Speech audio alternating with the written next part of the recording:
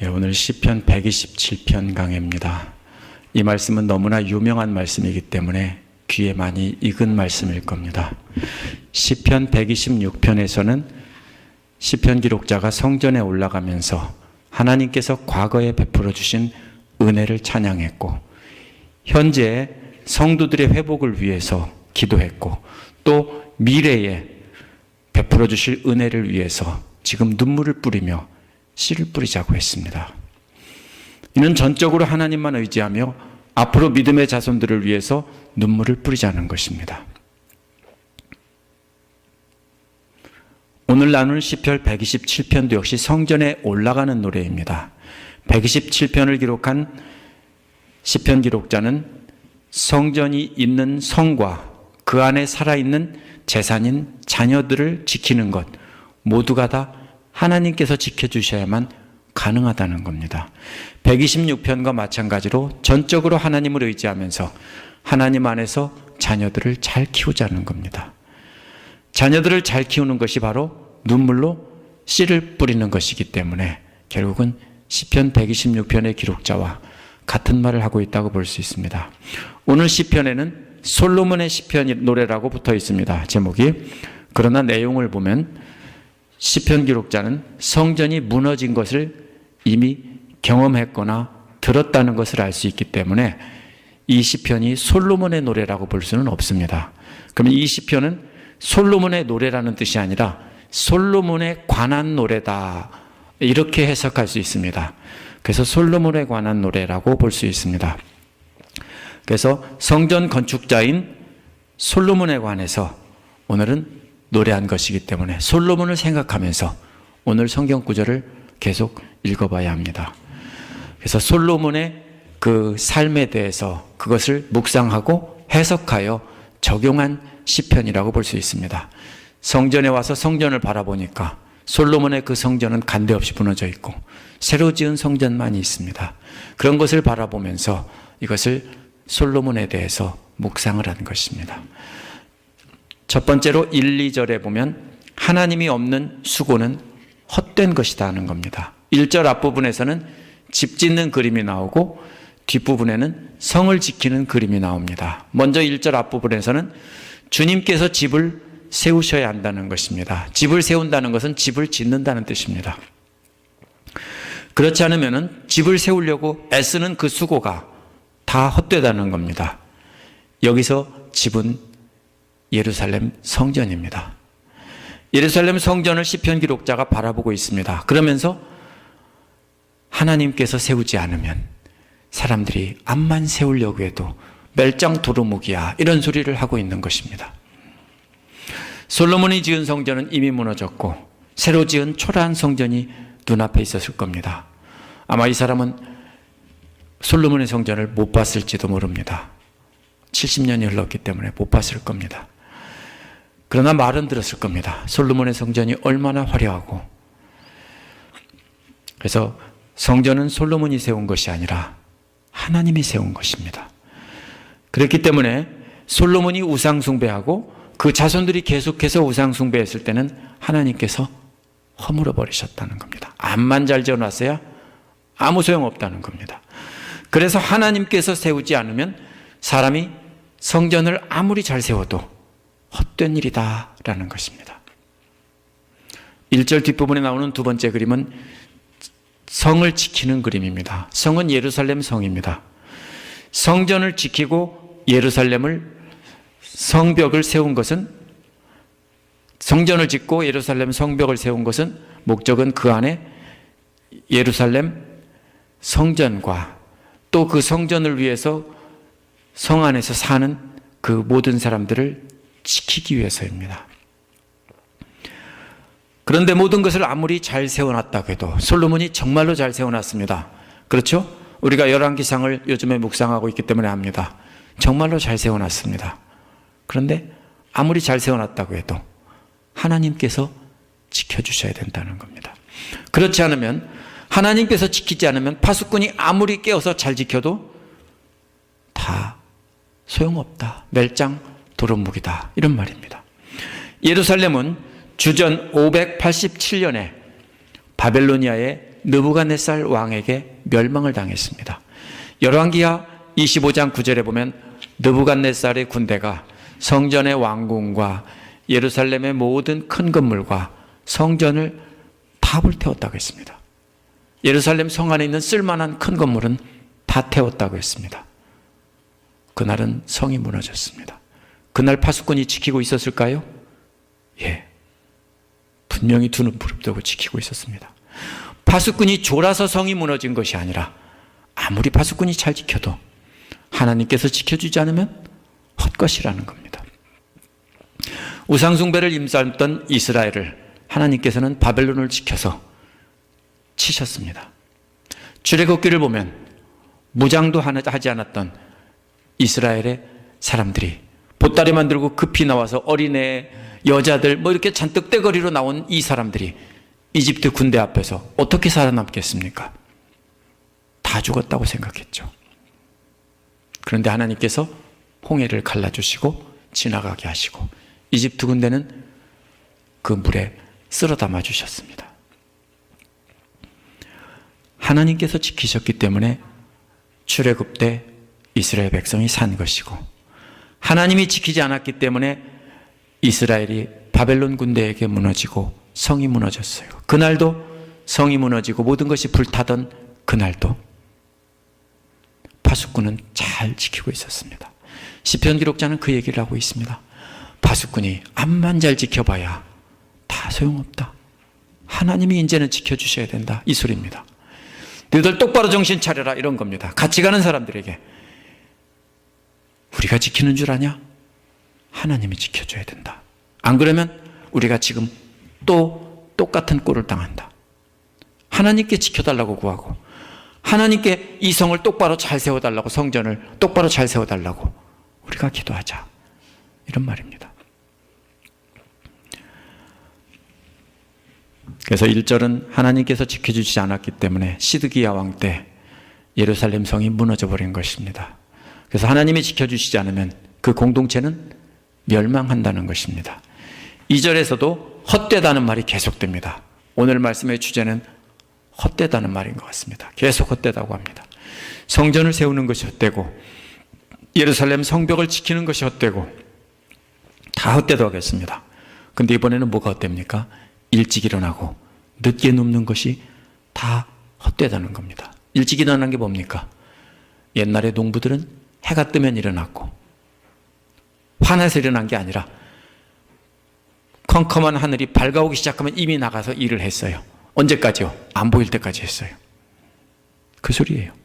죽도록 몸이 부서지라고 해 뜰 때부터 해질 때까지 일했어요. 그런데도 하나님이 지켜주지 않으면 아무 소용없다는 겁니다. 왜? 열심히 일해서 농사를 잘 지어놨는데 대적들이 와서 다 죽이고 다 뺏어갑니다. 또 열심히 잘 농사 지어놨는데, 다 심어놨는데, 잘 가꾸고 매놨는데 비가 안 와서 다 타 죽습니다. 아무 소용없습니다.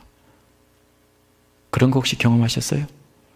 내가 열심히 일하고 열심히 저축도 하고 돈을 모으려고 잘했는데 홀라당 다 날아가는 경험 해보셨어요?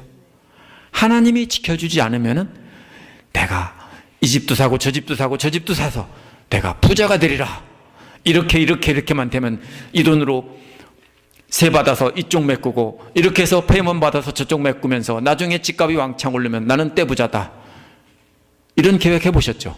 저도 마음속으로 그런 계획 가끔 합니다. 돼요? 안 돼요. 열심히 모아도 안 돼요. 우리가 아무리 일찍 일어나서 일하고 아무리 늦게까지 죽도록 일하고 우리가 아무리 국리를 하고 별일을 다 해도 하나님께서 지켜주셔야 우리의 수고가 헛되지 않은 겁니다. 아무 소용없다는 거예요. 또 2절에서 계속되는 헛수고는 먹고 살려고 애써 수고하는 모든 일입니다. 원어는요, 이 말이 고통스러운 노동의 빵을 먹는 것입니다. 무슨 말인지 아시죠? 너무 힘들게 일하면서 숨이 넘어갈 것 같을 때 눈물을 흘려가면서 빵 쪼가리를 먹는 겁니다. 근데 먹는 것도 다 헛수고라고요. 소용없어요. 누구에게요? 사랑하는 사람에게는 그가 잠을 자는 동안에도 복을 주신다 했습니다. 이것은 의역을 한 겁니다. 개역처럼 원어는 사랑하는 자에게 잠을 자게 해주신다라는 뜻입니다. 하나님께서 사랑하는 자에게는 잠을 통해서 쉬게 하시는데, 하지만 쉬는 동안에도 하나님은 그가 낮에 심어놓은 농작물이 계속 자라게 하시고 열매 맺게 하신다는 겁니다. 농사를 지어보면 압니다. 자다가 일어나면 깜짝 놀랄 때가 있습니다. 자다가 일어나면 호박꽃이 활짝 폈습니다. 그렇죠? 자다가 일어나면 어느새 열매가 맺혔습니다. 그렇죠? 우리가 밤새 수고한다고 되는 것이 아니라 우리가 할 일을 하고 하나님께 맡길 때 우리는 편히 쉬고 잠을 자게 해주시고, 그 밤중에 하나님께서는 잠 안 자고 우리를 위해서 일해 주신다는 겁니다. 그래서 사랑하는 자에게 잠을 주신다고 해서 나 잠 실컷 자야지, 하나님이 나만 사랑하시나 봐, 이런 뜻이 아니에요. 저도 이 성경을 전에 그렇게 읽었어요. 내가 잠을 참 잘 자거든요. 예배 시간에도 자고 맨날 졸아요. 졸기 선수예요. 제가 은혜가 없어서가 아니에요. 항상 피곤하니까 맨날 졸아요.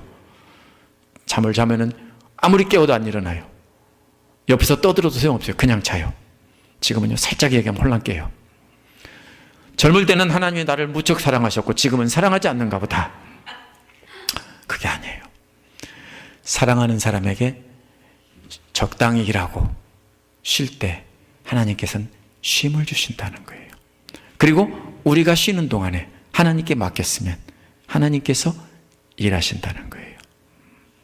여기서 비교되는 것은 열심히 죽도록 일하느냐 아니면 쉬며 놀고 잠자느냐, 이게 아니에요. 잘못 읽으면 그 두 가지가 비교되는 것 같아요. 아니에요. 헛되다니까 아무것도 하지 말자, 이게 아니에요. 비교되는 것은 하나님을 의지하고 하나님 뜻 안에서 일하느냐 아니면 하나님을 의지하지 않고 자기의 생각대로 열심히 노력하느냐, 이거예요. 하나님을 의지하지 않는 사람은 아무리 애쓰고 노력하고 수고하고 별짓 다 해도 다 소용없다는 거예요. 성전을 세우고 성벽을 세우고 지키고 또 열심히 농사를 짓고 별짓 다 해도 다 소용없었다는 거예요.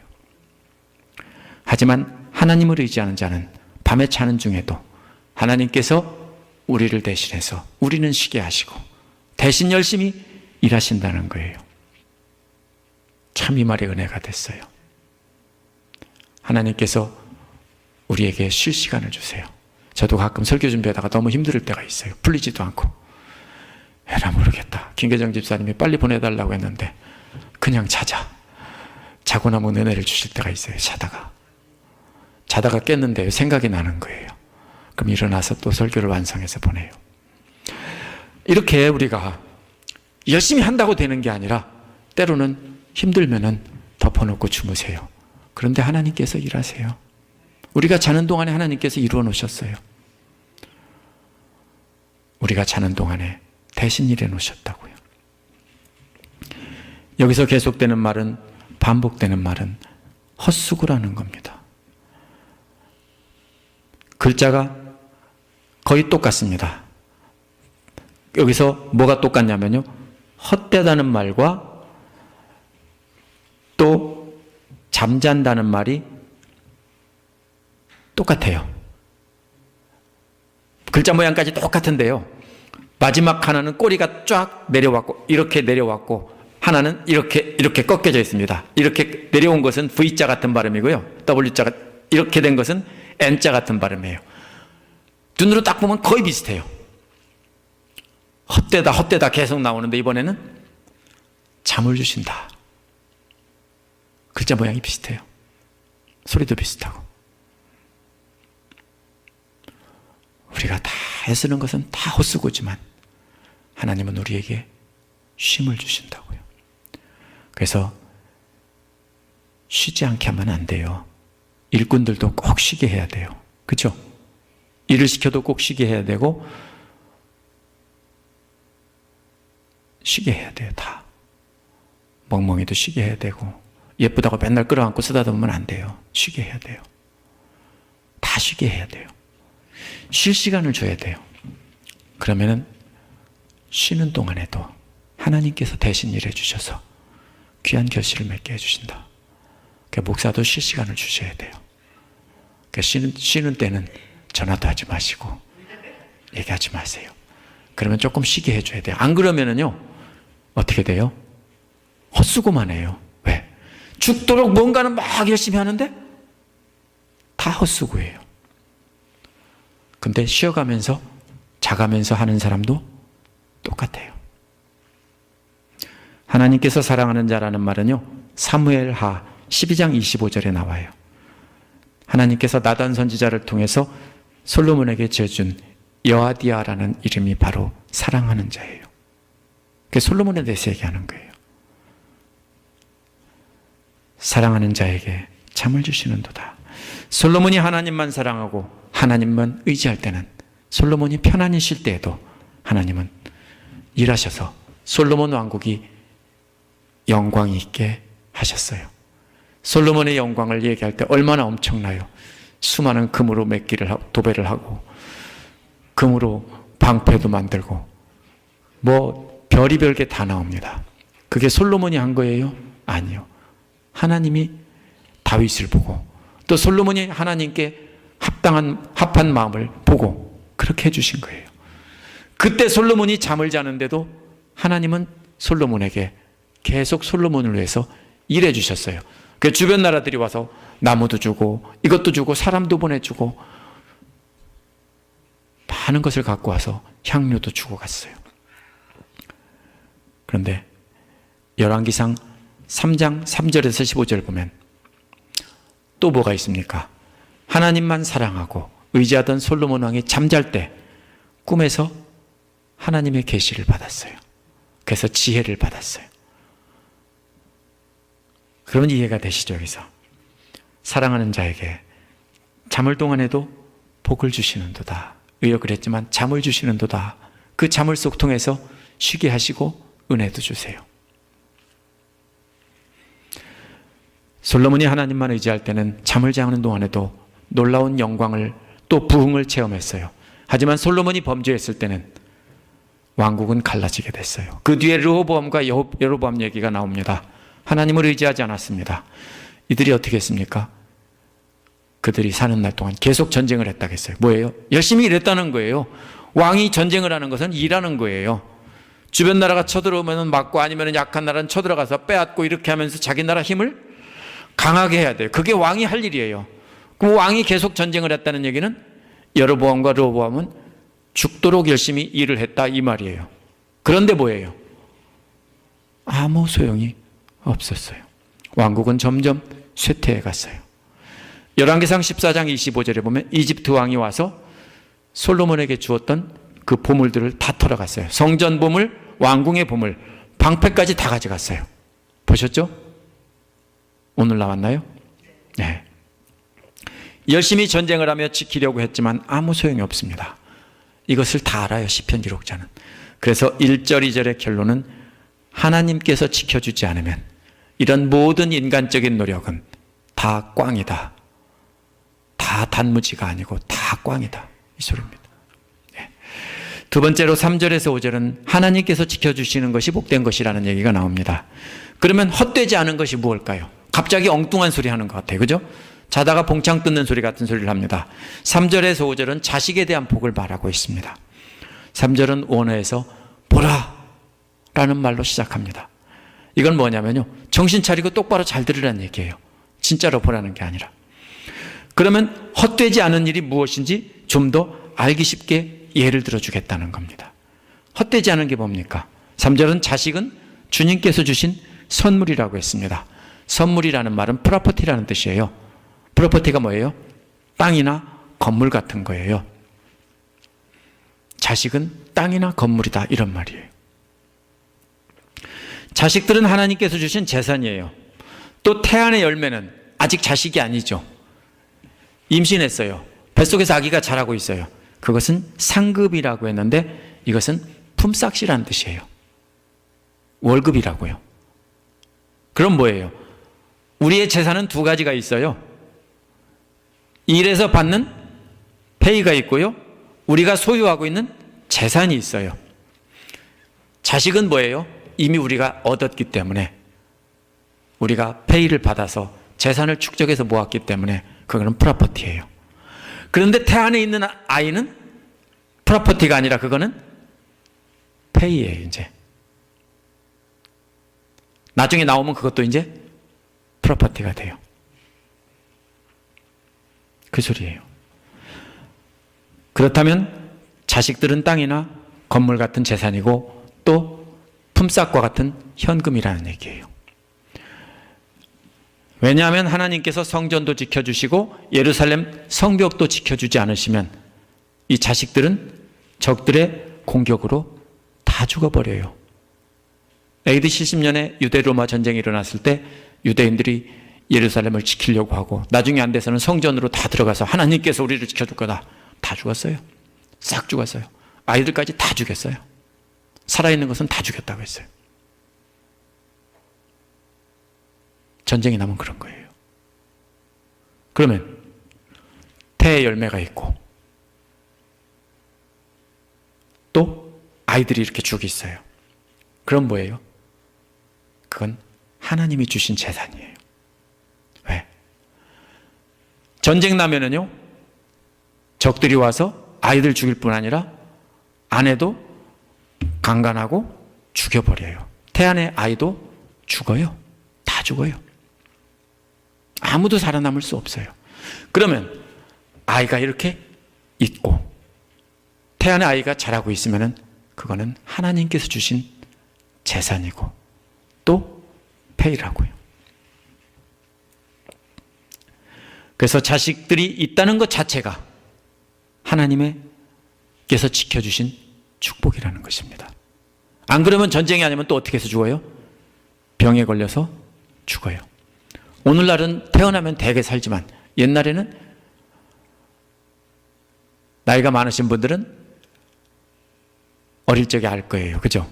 장티푸스나 이런 거 한 동네 돌면은 아이들 싹 쓸어가요. 다 죽어요.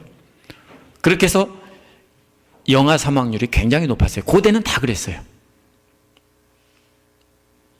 그렇기 때문에 자식이 커서 있다는 것 자체가 하나님이 지켜주신 축복이라는 것을 기억하라는 거예요. 지금 아이들 있잖아요. 축복이에요. 집사님은 재산이 좀 적고 아이들 많은 사람은 더 많고 그래요. 근데 하나라도요, 프로퍼티 개수가 많다고 좋은 게 아니에요, 집사님. 그렇죠? 예.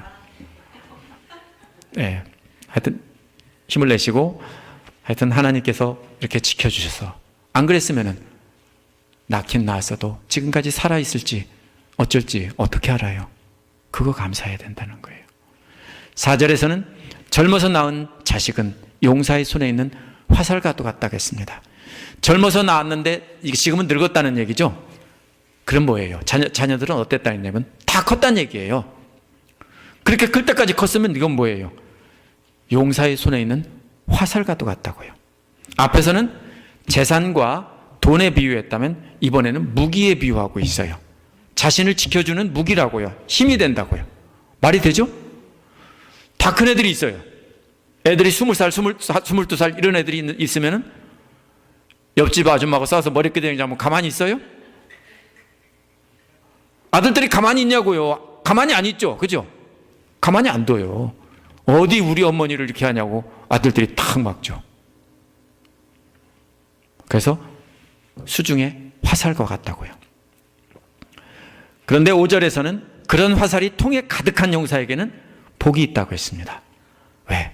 자식들이 모두 화살과 같이 자기를 지켜준다고요. 화살이 많이 남아있으면 더 안전한 거죠. 많은 자식들이 자기를 지켜준다는 거예요. 그러나 모든 자식들이 다 화살과 같은 복은 아닙니다. 자식들도 하나님만 의지할 수 있도록 잘 키웠을 때 바로 자식들이 무기가 돼서 자신을 지켜주는 것입니다. 여기서는 우리가 진짜로 싸움할 때 지켜준다는 뜻이 아닙니다. 우리가 자녀들을 믿음으로 잘 키웠을 때, 하나님을 따라가도록 키웠을 때 그 자녀들이 우리를 지켜준다는 겁니다. 성문에서 원수들과 담판할 때 부끄러움을 당하지 않는다고 했습니다. 성문에서 담판 짓는 것은 재판을 하는 거예요. 민사소송 같은 겁니다. 성문에서 다른 사람 앞에서 재판을 하는데 숫자가 적으면 어떻게 돼요? 밀리죠. 자식들이, 다 장성한 자식들이 보고 있으면서 아버지를 보호하고 자식들이 증언할 것이기 때문에 부끄럼 당하지 않는다고요. 지지 않는다고요. 하나님을 의지하지 않는 악한 자식들은 증인으로 채택도 안 돼요. 왜? 저거 나쁜 놈인데 그 말 듣지도 않죠. 그런데 신실하게 잘 키운 자식은 그 자식이 나서서 이렇습니다, 이렇습니다라고 하면 다 믿어주겠죠. 그러면은 부끄럼 당하지 않는 거예요. 근데 개차반 같은 자식은 얘기해도 듣지도 않아요. 저거 나쁜 놈이야. 아버지 얼굴에 똥칠만 해요. 도움이 안 돼요. 오히려 자식 때문에 망하는 거예요. 설교 다 했어요. 우리가 주님을 열심히 교회를 세우려고 해도 아무 소용이 없어요. 공동체를 잘 지키려고 해도 소용이 없어요. 문제가 뭐냐면요, 우리의 노력으로 되는 게 아니에요. 우리가 주님을 의지하고 주님께서 세워주시면 되는 거예요. 우리 교회가 숫자가 많이 줄었어요. 그죠? 평균 통계가 50명이 좀 넘었는데 지금은 44명이에요. 항상 보면. 해리스버그 간 만큼 줄었어요. 새로 와서 채워졌는데 또 떠나갔기 때문에 줄었어요. 그러면요, 큰일 났다. 우리 교회 큰일 났다. 그렇습니까? 아니요. 주님께서 지켜주시면, 주님께서, 우리가 주님께 맡겨야 돼요. 그리고 주님께 지켜달라고 간구해야 돼요. 우리가 열심히 해서 사람 많이 데려다 놓자, 빵 사주고 밥 사주면서 잔뜩 데려다 이 자리 꽉 채우면, 그러면은 와, 우리 교회 크게 부흥했습니까? 아니에요. 우리가 하나님께 의지하지 않고, 물론 그렇게 하는 건 좋은 일이지만 하나님께 의지하지 않고 우리가 세우려고 열심히 하는 것은 다 헛수고다라는 것입니다. 그러나 하나님을 의지하고 열심히 하는 것은 헛수고가 아닙니다. 우리가 하는 모든 일이 다 헛됩니다. 만약 하나님을 의지하지 않는다면요. 그러나 헛되지 않은 일이 딱 하나가 있습니다. 우리가 하나님을 의지하며 자녀들을 믿음으로 키우는 것, 이것은 헛되지 않다는 겁니다. 다른 일은 다 헛될 수 있습니다.